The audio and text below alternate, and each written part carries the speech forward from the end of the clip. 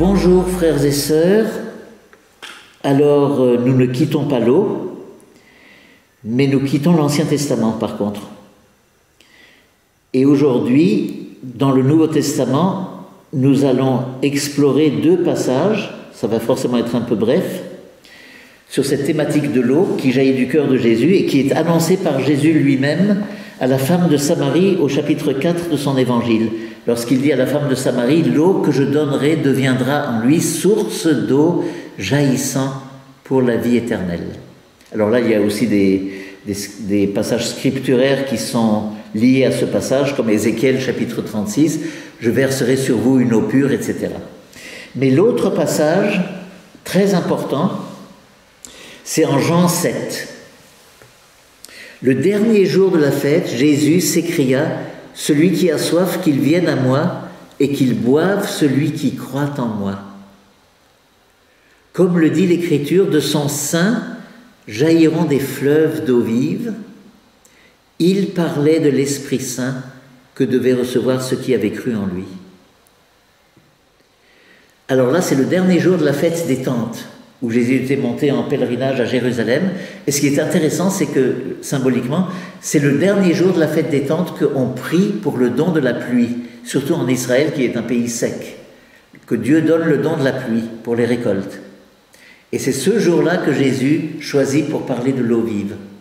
Celui qui a soif, qu'il vienne à moi, qu'il boive celui qui croit en moi. Et Jean, l'exégète, fait l'exégèse, il dit, comme le dit l'Écriture, de son sein couleront des fleuves d'eau vive. Et il parlait de l'Esprit Saint. Donc Jean fait vraiment un rapport très étroit entre l'Esprit Saint et ces fleuves d'eau vive. Nous aurons besoin d'en parler probablement dès demain. Donc souvenez-vous de ça, l'Esprit Saint et l'eau vive, les fleuves d'eau vive. Maintenant, ce que je voudrais vous dire, c'est qu'en fait, il n'y a aucun passage dans l'Écriture qui dit ça comme cela. C'est une interprétation de Jean. Comme le dit l'Écriture, de son sein couleront des fleuves d'eau vive. Non, ça n'existe pas. Mais Jean interprète librement, comme c'était la coutume. On n'avait pas cette espèce de souci de l'exactitude absolue qu'on a maintenant dans notre époque très scientifique et obsédée d'exactitude.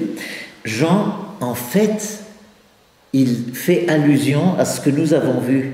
Rappelez-vous, Zacharie, chapitre 14.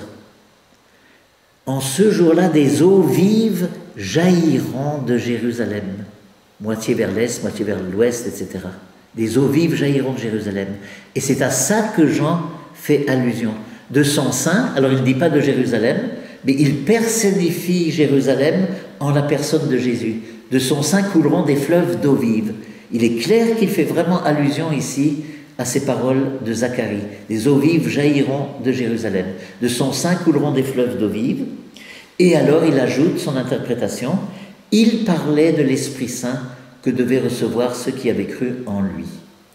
Donc vous voyez, là vous avez une exégèse extrêmement osée, très belle, qui épanouit et surtout qui est complètement christocentrique, qui prend une prophétie très importante de Zacharie ici, mais qui la centre complètement sur Jésus. D'autant plus que je n'ai pas le temps de vous montrer tout ça, mais que dans le chapitre 14 de Zacharie, le grand jour de Dieu se situe justement dans le cadre d'une fête des tentes. Et que là, il s'agit du dernier jour de la fête des tentes. Voilà. Alors simplement, la dernière chose que je voudrais dire ici, aujourd'hui, c'est que Jean aurait été incapable d'écrire ces paroles que je viens de vous citer au chapitre 7, s'il n'avait pas été le témoin précisément de l'eau qui jaillit du côté de Jésus et qu'il décrit en Jean 19. Voilà le fruit de ces longues réflexions, méditations pendant des décennies où il fait le lien avec tous ces passages d'Écriture jusqu'à dire, voilà, de son sein couleront des fleuves d'eau vive et c'est l'Esprit Saint. À demain, chers frères et sœurs, toujours dans la thématique de l'eau.